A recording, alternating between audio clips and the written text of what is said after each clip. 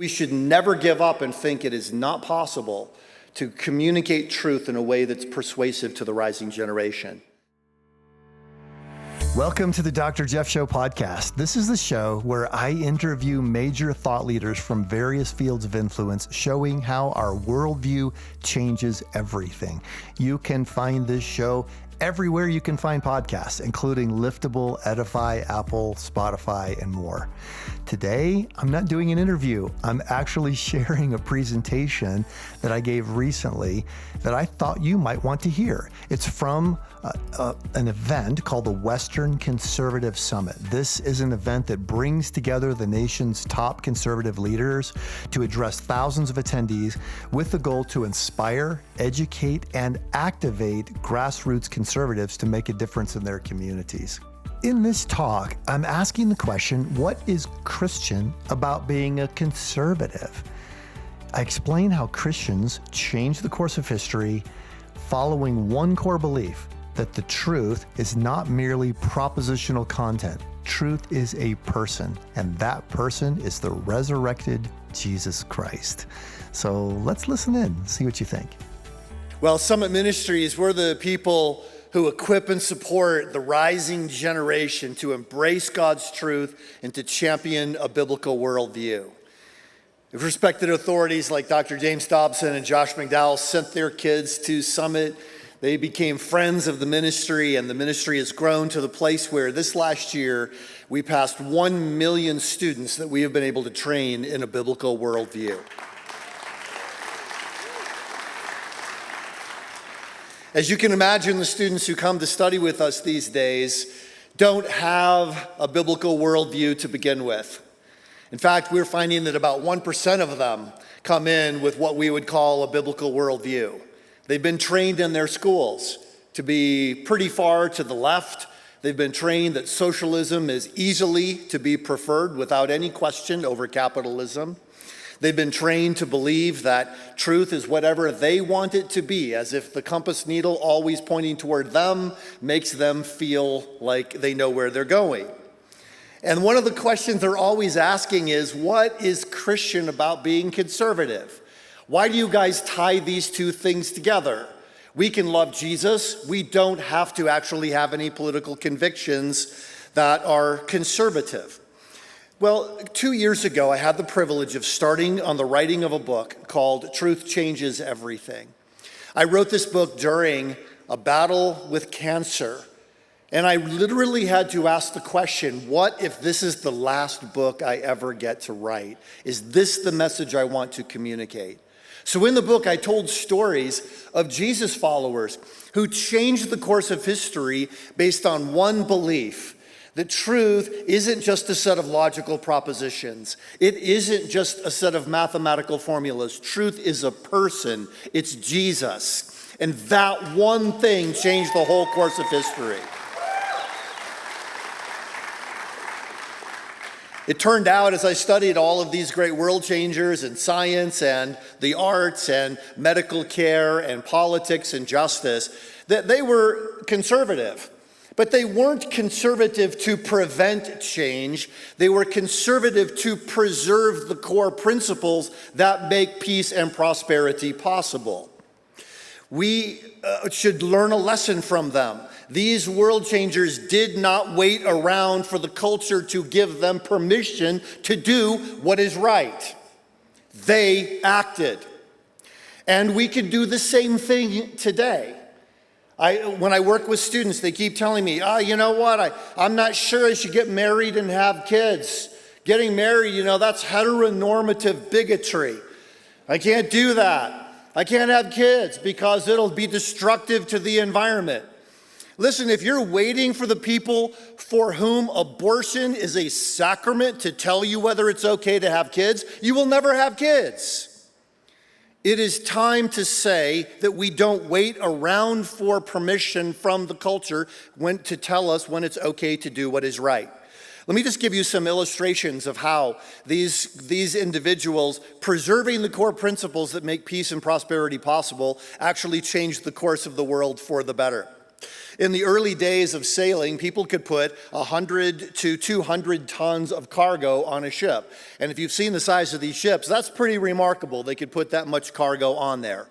But in the 1930s, a very exhausted truck driver pulled his truck up to the dock, and he thought, here we go again. We got to take the thing off the truck, put it on the boat. Take a thing off the truck, put it on the boat. Take a thing off the truck, put it on the boat. Why can't we just put the truck on the boat? And he had an idea. After World War II, he took his idea and invented the container business. His first ship carried 56 containers, which transformed global shipping. But he did not stop there. Today's cargo ships, are you ready for this? Can carry 25,000 containers at a time.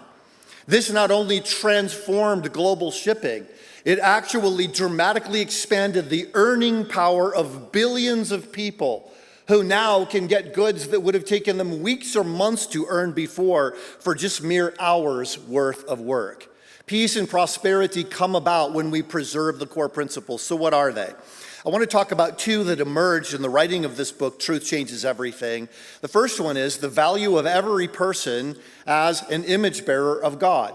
The value of every person as an image bearer of God. The secular worldview obviously does not support this. The secular worldview is best summarized by Marvin Minsky, the artificial intelligence pioneer. He said, human beings are meat machines. And if you go to Silicon Valley today, you will find that that's how they view it. They say, we're working with hardware, software, and wetware. You are the wetware. You are a bag of bones with money in your pocket. That is your core value.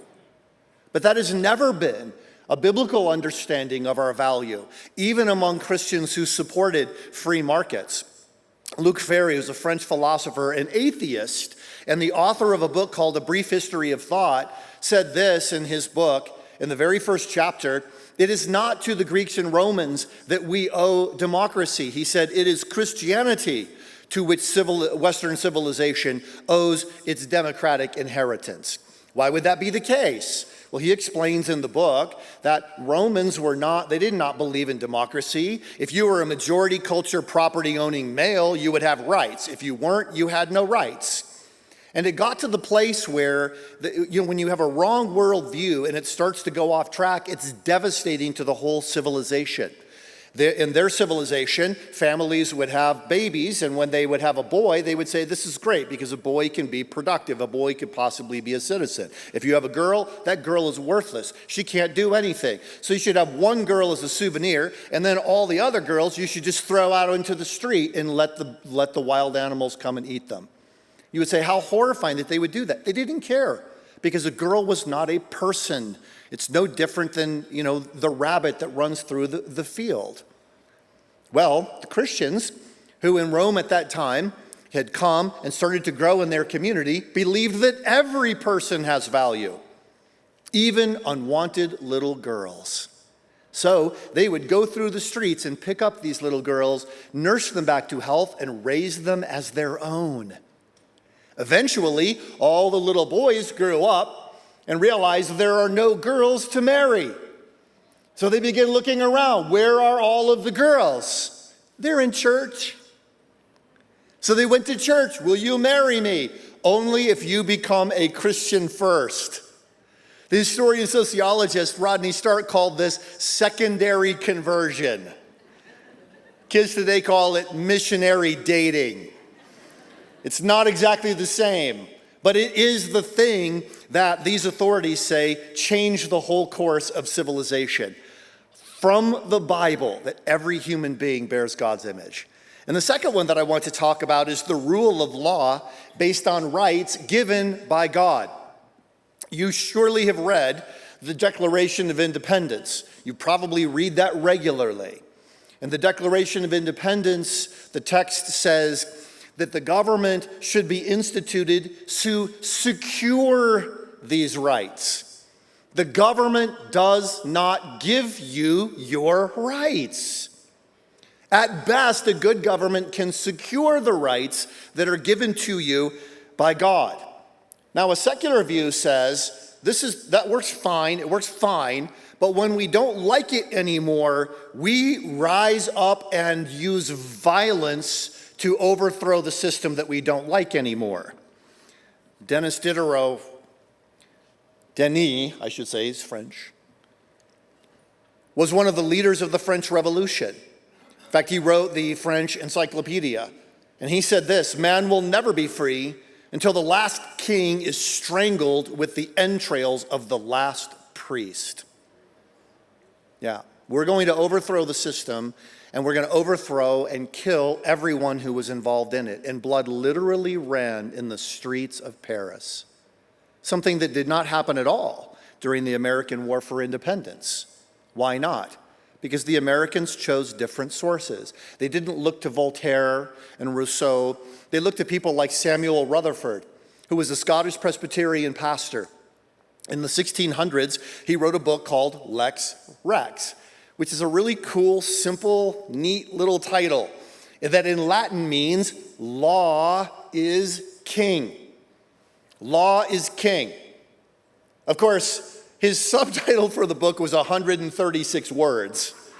So he wrote out this entire argument for the book on the front cover of the book, which publishers don't let you do anymore. But that title, Lex Rex, is so fascinating because at the time there had been a revolution. King Charles I had been overthrown. He was taken back to London, put on trial, and as they say, shortened by a head. Then the English Revolution came. The people got tired of the English Revolution, so they installed Charles II on the throne. He was very jealous to guard all of his power. He believed in Rex Lex. The king is the law. Whatever the king decides is what is right. So by writing this book, Samuel Rutherford was committing a revolutionary act. He was saying, we respect the office, but that does not excuse the misdeeds of the person holding the office, which is still the way we think of it in the United States to this day. But King Charles II was not fond of this notion because he wanted to do all sorts of things that were illegal, and he covered them by saying, well, I am the law. Rutherford said, no, you are the natural heir of Adam, and so are all the rest of us. Well, Charles II thought this was terrible, so he sent his soldiers to march up to Scotland and to arrest Samuel Rutherford and to bring him back to Parliament and give him a fair trial and then hang him. That was his plan. Rather rudely, Samuel Rutherford died before the soldiers arrived, depriving them of the pleasure. Among his final words were these: I have been summoned by a higher authority. At that moment, the horse was out of the barn. No longer could the ruler claim that they could do whatever they wanted because they were the law, that the law had to be written out and recorded. And you know, in many ways, the Constitution of the United States serves like those containers. It is what George Gilder, the economist, calls a low information carrier. By contrast, in the Soviet Union, nothing like that could have happened. Alexander Solzhenitsyn, in his book, The Gulag Archipelago, tells a story of a railroad commissioner who discovered a method for doubling or even tripling the load on a railroad car, which would sound fantastic. But the leaders of the nation said, the only reason he's doing that is because he wants the railroad tracks to break down so that we will be open to foreign invaders. Plus, he's taking away jobs. So they shot him because he was an innovator. And then the next railroad commissioner said, well, I don't want to get shot, so I'm going to set in place limits to make sure railroad cars never get overloaded. And they said, you're limiting the success of global socialism. So they shot him. Only an idiot would ever take a chance in a culture like that. On the other hand, you have people like Samuel Rutherford, who was a Christian pastor, was not a revolutionary, did not want the kings and authority and so forth to be killed. He wanted the people to be able to rise up through good laws. Isn't that amazing? Just those two core principles alone changed the entire course of history. Well, what are they based on? John 8:32. Jesus said, "If you abide in my word, you are truly my disciples, and you will," what? "Know the truth, and the truth will set you free." As I'm working with this rising generation, I think about this kind of thing all of the time. The young adults I work with, 75% of them say they do not have a sense of purpose that gives meaning to their lives. 75%.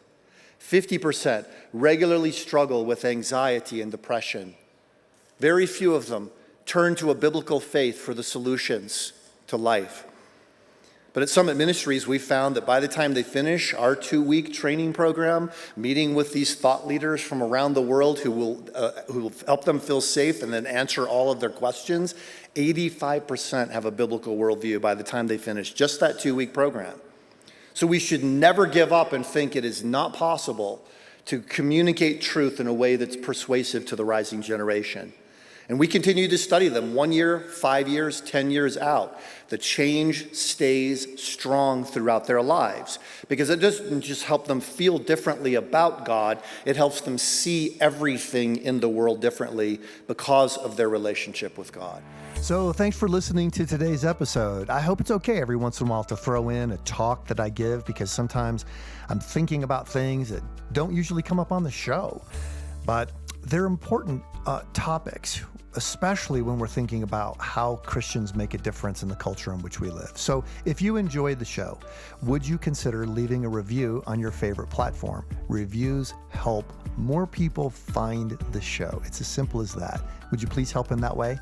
And if you want more resources that can help you live out a biblical worldview as a student, parent, educator, or church leader, go to summit.org/resources. You'll find articles, videos, ebooks, and more, all for your edification and equipping. Thanks for joining the show. We'll see you next week.